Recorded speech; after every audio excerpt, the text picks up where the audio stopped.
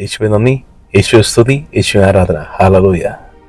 എന്നെ കേൾക്കുന്ന എൻ്റെ പ്രിയ സഹോദരീസഹോദരന്മാരെ, ഏവരെയും കർത്താവ് യേശു ക്രിസ്തു സമ്പൂർണ്ണമായി അനുഗ്രഹിക്കുമാറാകട്ടെ. ആമേൻ. ഏവർക്കും സ്നേഹവന്ദനം. ഞാൻ ഇപ്പോൾ ചിന്തിക്കുന്നത് വിശുദ്ധ യോഹന്നാന്റെ സുവിശേഷം 11-ാം അധ്യായം അതിന്റെ 35-ാം വാക്യമാണ്. യേശു ക്രിസ്തു കരഞ്ഞു.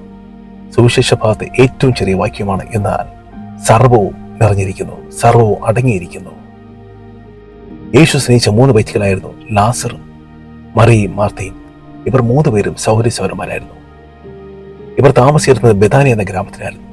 ബെഥാനിയ എന്ന ഗ്രാമം ജെറുസലേമിൽ നിന്നും 12 നാഴിക അകലെയായിരുന്നു. ലാസർ മരിച്ചു തറഞ്ഞ് കർത്താവ് ബെഥാനിയിൽ എത്തുമ്പോൾ 4 ദിവസം കഴിഞ്ഞിരുന്നു. മറിയയുടെയും മാർത്തയുടെയും അവരെ ആശ്വസിപ്പിക്കാനായി വന്നിരിക്കുന്ന യഹൂദന്മാരുടെ കണ്ണീരും പ്രയാസവും ദുഃഖവും കണ്ട് കർത്താവ് മനസ്സലിഞ്ഞ് അവരോടൊപ്പം കേവലം മനുഷ്യനെ പോലെ കരയുകയാണ്. വിശുദ്ധ പൗലോസ് അപ്പോസ്തലൻ ഹെബ്രായർക്ക് എഴുതിയ ലേഖനം 4-ാം അധ്യായം 15-ാം വാക്യത്തിൽ പ്രകാരം പറയുന്നു, നമുക്കുള്ള മഹാപുരോഹിതൻ നമ്മുടെ ബലഹീനതകളിൽ സഹതാപം കാണിപ്പാൻ കഴിവില്ലാത്തവനല്ല, പാപമൊഴികെ മറ്റെല്ലാ കാര്യങ്ങളിലും നമ്മെപ്പോലെ തന്നെ പരീക്ഷിക്കപ്പെട്ടവനത്രേ. ഹല്ലേലൂയ. ഈ വചനത്തിൽ പറയുന്ന പോലെ തന്നെ പ്രിയ സഹോദരങ്ങളെ, മറിയയുടെയും മാർത്തയുടെയും അവരെ ചുറ്റും കൂടിയിരിക്കുന്ന യഹൂദന്മാരുടെയും കണ്ണീര് കണ്ട് കർത്താവും കരയുകയാണ്.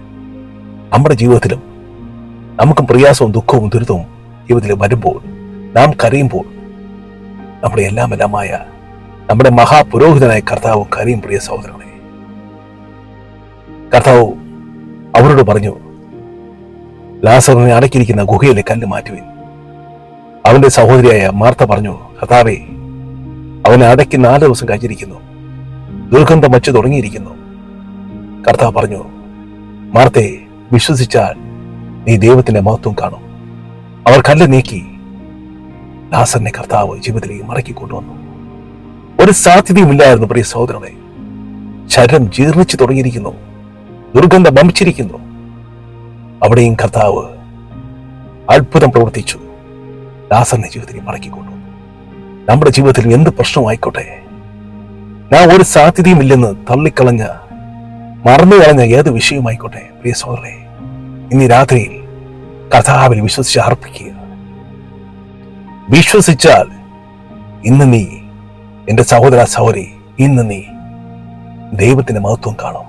ആകയാൽ കണ്ണടയ്ക്കാം. കർത്താവേ, അവിടുത്തെ മേൽ വിശ്വസിച്ചുകൊണ്ട് അവിടുത്തെ മഹത്വം കാണുവാനുള്ള ഭാഗ്യം ഞങ്ങൾക്ക് ഓരോരുത്തർക്കും നൽകണമേ. കർത്താവേ, ഈ ശ്രമിക്കുന്ന ഓരോ സഹോദരന്മാർക്കും നൽകണമേ. അവിടുത്തെ മഹത്വം ഓരോരുത്തരും കാണട്ടെ.